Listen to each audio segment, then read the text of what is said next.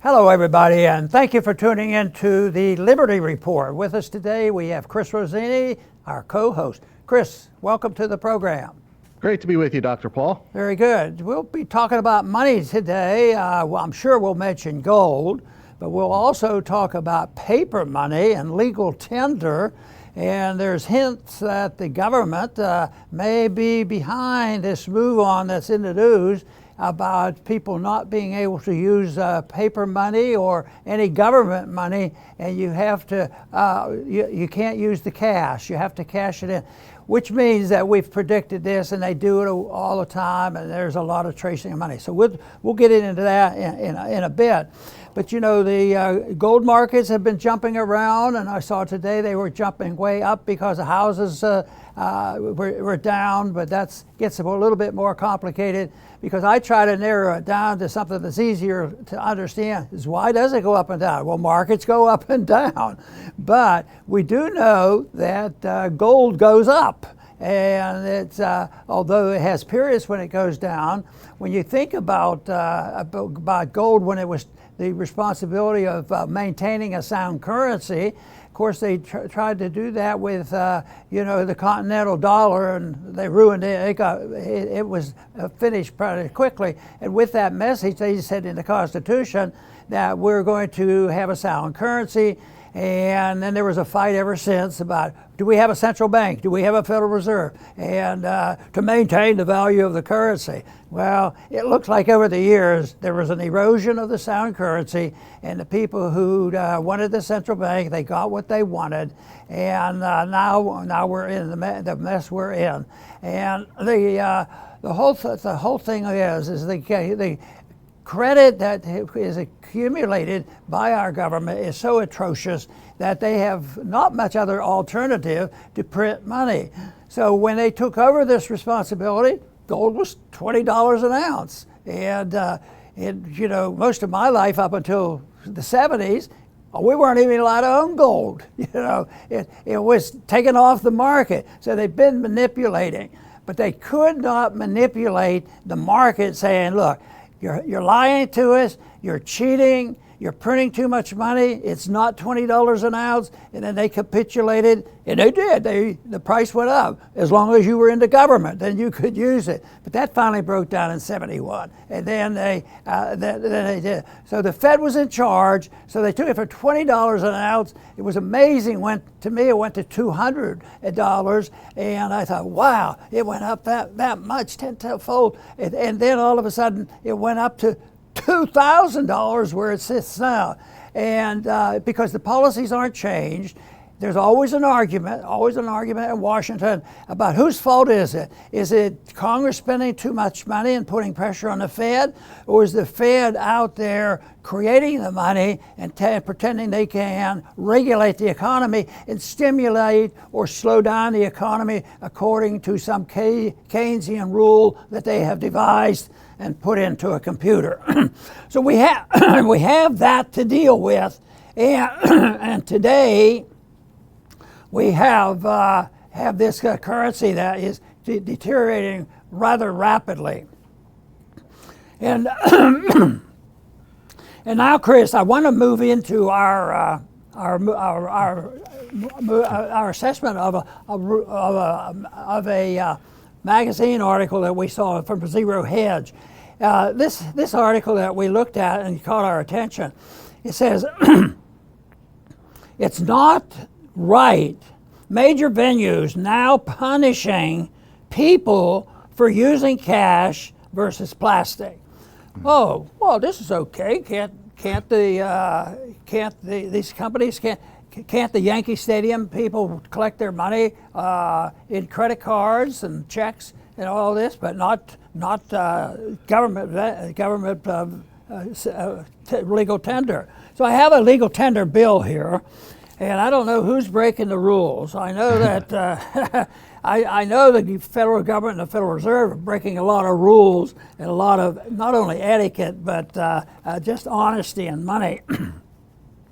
But here's a bill, famous. It's United States of America. We have them all the way up still to $100. Used to go up to $500 and maybe even bigger.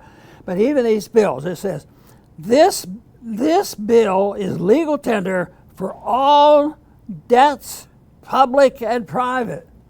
Now, is that a mandate, or are we able to use it and satisfy debt? Well, I don't think anybody wants to think about that. That just confuses people about legal tender, because we'd like to just eliminate the whole system and let the government get out of it, out of rigging the system. So they have talked a long time about a cashless society. Why? Is it good for economics? Is it good because it'll facilitate trade and that sort of thing? No, it facilitates the spying nature, the intrusion of big government into the privacy of all citizens. And they've been doing that all along. I mean, the Bank Secrecy Act was not to keep things secret for you, it was to spy on us. And I think that was in the 1970s. And ever since, so they keep close tabs on this. And some people said that's been the motivation for the cryptocurrency, and it probably has been. But my prediction is that ultimately the government is going to be interested in all of it, whether it's legal tender, dollars, whether it's new money, crypto money, gold, whatever. If they can confiscate the gold, that means the government is going to be watching us very carefully. Chris? That's right, Dr. Paul. Yeah, and I had a family member recently tell me they went to a baseball game, and everything has to be credit. They won't take any cash. You're basically penalized. Then you have to go to the ATM and pay a fee to go get your money to go use the stadium. So yes, they're trying to eliminate cash. It is a big threat to privacy. And most transactions these days are credit anyway, but they want total surveillance of all our transactions. They want no escape, into cash, to where they can't see where everything is going on. And this is very similar to the vaccine passports. They wanted total control of our movements. Yes, I've been jabbed this many times. Look, I'm up to date. Look at my app. Thankfully that flopped and went up in flames, that Nazi-like tyranny. But these people that want this stuff, they don't give up. This war on cash is just another angle. And, it's very disappointing. Our major sports leagues, they're like arms of the government. Everything the government does, the sports leagues, they have their pom-poms cheerleading everything, and they're always at the forefront testing this tyranny on us. It's a shame. And the tech companies are the same way. They had the apps for this contact tracing, and you're going to show how up-to-date you are so you could get into places while all the diseased people stayed out in the parking lot. The major problem with this is if all money is digital and controlled by the state, it means they can take money out of your account without you having any say about it. They want a war with Iran? Take it. You wake up one day and $1,000 is gone. That's your contribution to the war. And this happened in Cyprus, I believe, during a financial crisis. People, they call it a haircut. They went in their bank account. Was less than it was the day before. They just confiscate the money, and there's no way out. You can't go take out cash.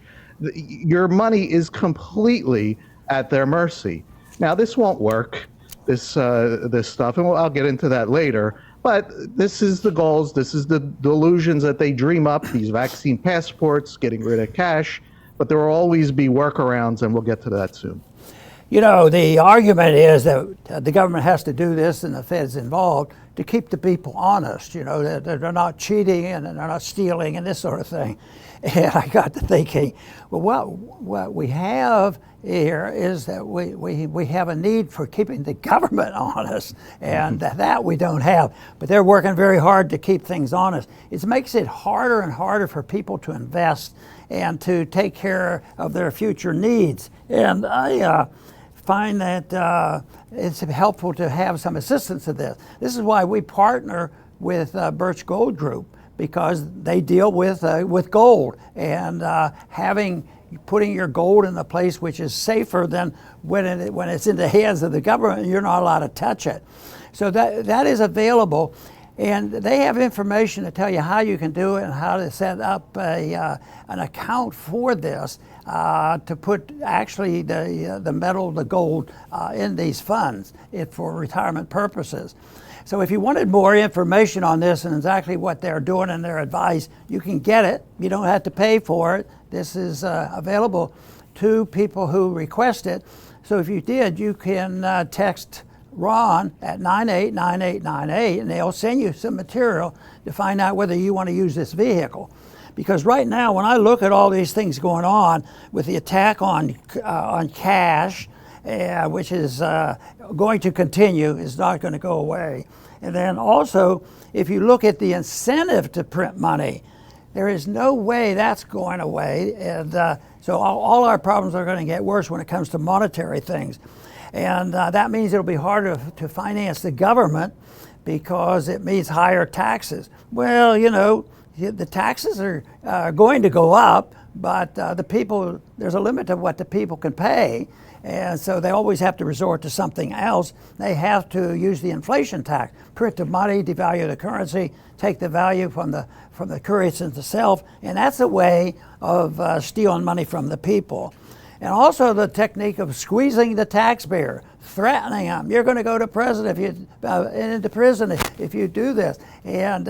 And they usually like to use, you say, well, they're just going after the big guys, right? No, I don't think you ever see the big guys with handcuffs on, not often anyway. But you do see it sometimes. You see individuals who are totally innocent of any conniving or dealing in anything over $10,000. They want to make sure that everybody knows everybody's vulnerable to have the pressure put on the IRS. So they do that, but then there's the limit. And nothing is going to happen to change this unless Washington, Congress, and the President and the Fed participates in this whole thing of cutting back on spending. And just think of how many special interests there are, whether it's the military, the pharmaceutical companies, the educational system, on and on. So the spending is going to continue, and the deficits are skyrocketing. Even this year, it was discovered that the deficit was going to go up they had to add this on it by surprise. They missed it so far, so they had to add another $400 billion for what the deficit is going to be.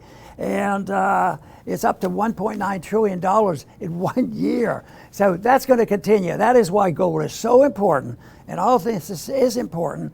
So you lose twice. When the government gets the money and spends the money, people suffer. They're not doing that to protect us. The people suffer from this. So you lost there. But then when they take the money and they inflate it, it gives you price inflation.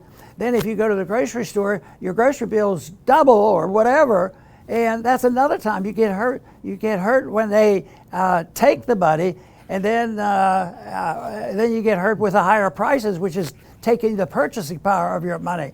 So it's a bad system. It's coming to an end.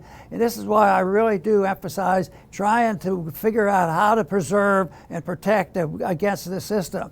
You know, and I talk a lot about that, and I've done that over the years, because there's a lot of things you can do, you know, having family and friends and survival equipment and all this. But ultimately, you know, working for sound money and working for protection of liberty is really the big things that we have to deal with. And I think there's more of that, but the money is an issue that people understand. And what's going on now, especially with this motive and this news about you know, you can't even go to the ball game without cashing in your cash, you know, and getting a certificate so you can spend some money. And you could argue and say, well, that's just the ballpark figure. They do that. Don't they have a right to do that? Well, that's not where the argument is.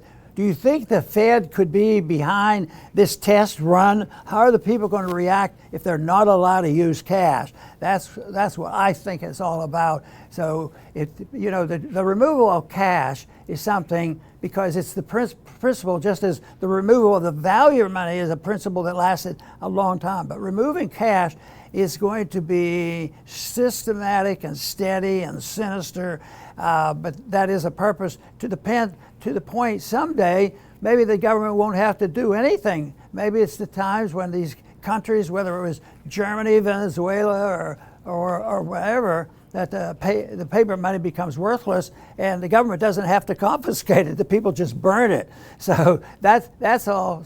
It's we have a system that is not viable. It's been around for a long time, all the way back to Roman times.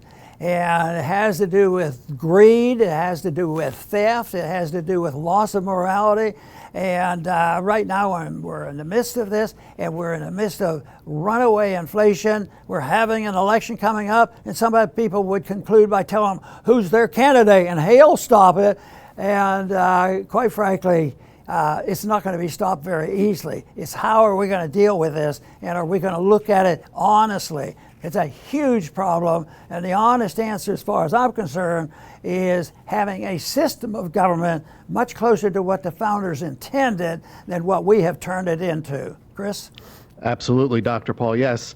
Authoritarians have these fantasies that they one day can just turn the key, and then all of human life is boxed in for them to manipulate. But that's not going to happen, because you cannot box in the human mind, human creativity. So government makes rules. We have more rules than they even know exist anymore. And yet for every single one of those rules, there's people that get around them, always. Because all they have to do is, okay, here's the situation. How do we get around this? And then they sit and think, and they figure out a way, period. And so if they want to lock people into a digital money prison, immediately, or even beforehand, alternative currencies will be created, both physical, digital, and black markets will form immediately. And here's the irony of it. Politicians themselves will participate in the alternative currencies and black markets because they're some of the most corrupt people on earth. So they're going to want stuff that's off the books and not used with the official digital currency. People will have two accounts, the one the government sees and the one the government doesn't see. So that's why this whole idea is a fool's errand. But again, they have this fantasy that they're going to lock people in. But this works both ways. We would like for the politicians to follow the rules too. We would love for them to follow the Constitution. They break every single one because they look at the law, the Constitution, they say, how do we get around this? We can't counterfeit money, so we won't. The Federal Reserve will do it. We can't censor, we won't. The Facebooks will do it for us. So it's the same thing. They use their creative mind to get around the rules. In this case, it's the Constitution, it's a law they're supposed to follow, and they do the same exact thing that citizens do to them. So it's a constant cat and mouse game, this life that we are in here. We just need freedom to dominate. At all times, one or the other is going to dominate, either tyranny or freedom. Early in our country's history, freedom dominated, and there was great results of it. Today, tyranny dominates, and look at the results. They're terrible. So this idea that they're going to lock the doors and everybody is going to be in their digital prison is a fantasy. Very good. You know, there's an article recently, the headline caught my attention. It said, the world is going to need more gold. And I look at this as a positive story because I just mentioned a little while ago that, eventually one way the government might not have to knock on the door and take your paper money. They're going to regulate, and the thing that we were talking about, forcing everybody to not use it and to make it illegal. But if it's down to the point where the runaway inflation is, and they print trillions of dollars of paper that has no value, they have to burn it, what happens? And this article, the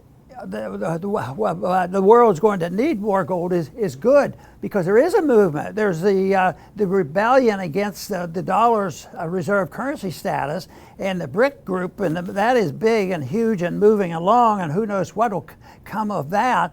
And they're always mentioning gold in it. They're not talking about the gold standard that we might need someday, but this is the market speaking. And a lot of people believe the argument, well, you can't have a gold standard. There's not enough gold in the world. In a way, they're suggesting that in this article. There's not enough gold, but we need more gold. But you know what? If you're on a true gold standard, you don't have to worry about it. If you have a total fiat currency and you try to regulate it, sometimes you think, well, we need more fiat. We don't do. We need to take it back, and reduce it. But if they don't, if you don't do this, and the gold, when the value of gold in a free market goes up, there's a greater incentive to mine more gold. So you don't have to. The market will regulate the supply. Everybody says, well, how do you know the population is growing? Doesn't that mean we have to have more gold for the market to work? No, you really don't, because gold is a measuring rod, and you can use it as a measuring rod without having everybody carrying everything around in your pocket. That means gold coins, everything else. It's not like that. It isn't. But the market actually deals with this. It doesn't mean that if you have the perfect fiat system or the perfect cryptocurrency, and saying, well, when the world doubles in supply, we'll have to do something to adjust, and this sort of thing. We'll just add another paper currency. But the gold standard, miraculously, when the people want it and they want their freedoms and limited government and honest government, actually the gold supply will be adequate. The supply of gold, because if the purchasing power goes up, there's an incentive to mine more. And that makes a difference. That when the prices are too high, maybe they won't use it as much. But the market will regulate the amount of gold. People worry too much about that. But this article is suggesting that they need gold now because these central banks want it to back their currency, and that is good. And for them to go out and buy the gold, but that doesn't mean necessarily the world has to all of a sudden have new discoveries or the market is going to crash because there's not enough gold to have free markets. I don't think that's the case. I think the market is pretty smart, and a lot smarter than the Keynesian economists that have been running the Fed for all these years. Fantastic, and that's an excellent point. I'll finish up, Dr. Paul, echoing that point. Money is the function and creation of the market. To most Americans, it's very strange. They think that this is a government thing. No, government comes in afterwards and hijacks it and then monopolizes it for itself. But money has always been a market phenomenon. And another thing that we are totally, not used to is money. In the past, it would buy more as time goes on. When there's more productivity, you could buy more as the years go on with your money because the money is worth more. Today, it's the exact opposite. It's constantly being debased and inflated away because that's why government wanted the control of the money. And we're used to constantly higher prices. This is unnatural. This is a government money phenomenon, not market money phenomenon. And what they do is they hijack it, and then they stamp legal tender. This is what you're going to use by force as money. No more you choose whatever monies you want to use in the marketplace. You're going to use this. And we're going to create as much as we want for welfare, for warfare, to grow the government as big as we want. And today, the United States government is the biggest in the history of the world. That was not the plan or the hope. That's not freedom. You can't have freedom and that at the same time. So they use the counterfeiting of money to grow themselves, And so even if they were to pull off this digital currency, it would be the same problem. They would use it, they would inflate it, and it would decrease in value to the point of perhaps hyperinflation. Because they cannot defeat supply and demand. That is out of their control. They are slaves to it like everyone else. So we really don't have to worry. And like I said earlier, black markets, alternative currencies would form and perhaps abolish, make the government's money irrelevant altogether. So we shouldn't be afraid of this stuff, just need to understand what they're trying to do, why they're foolish in trying to do it, and at the same time, put out the good ideas so we can get back on a better path. Very good. I'm going to mention one more time the number to text if you're interested in getting some information from Birch Gold, and that is text Ron at 989898 if you want to get a little bit more information how you can be saving, literally withholding the metal itself. And over the years, I have purchased gold, especially since I got interested in the monetary system a long time before gold became legal, which was not until 1975. And that has helped me because as a coin collector, even as a kid, I like that. But the pennies had copper in it, the nickel had nickels in it, the dimes had silver in it, the quarters had silver in it. We weren't allowed to have gold coins, but none of that exists. It sort of annoys me to no end when there's a bunch of coins laying around the house or on the floor or out in the yard someplace, and you pick them up, and it's just junk. And I think the coinage is junk because our policies are junk. But I never really took to investing. I think saving coins and having and purchase the metals and actually use them as a savings device, that's a little bit different than if you're trading gold and buy gold and invest. Gold price is going up and then you sell and that sort of thing. I didn't do that.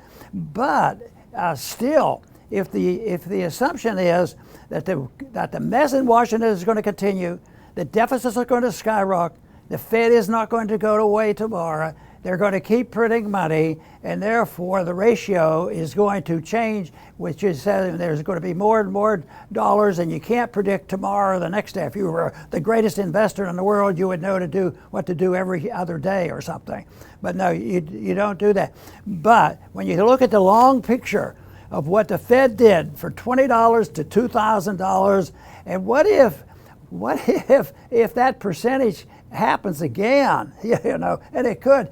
And that's the whole problem with trying to help people, is because nobody knows what next week will bring. I mean, the foundation of our system has rotted away. There is no foundation because the foundation is based on honesty and integrity, a justice system, and the principles of liberty and sound money. We don't have that. So some type of cataclysmic thing can happen, and the worst thing that can happen in this world with all the horrible weapons we have is, a world war breaking out. But there's a world effort now to rearm, which makes me a little bit nervous, although they've been doing that forever, But this is something that we should, be concerned about, and this is why we spend our time at the Ron Paul Institute. And the Ron Paul Liberty Report is to promote the cause of liberty, because I believe that gives us the answers on tells us how we got here and what we can do. And believe me, the answer is not complicated. Personal liberty and honesty in government would go a long way to preserving peace and prosperity. I want to thank everybody for tuning in today to the Liberty Report. Please come back soon.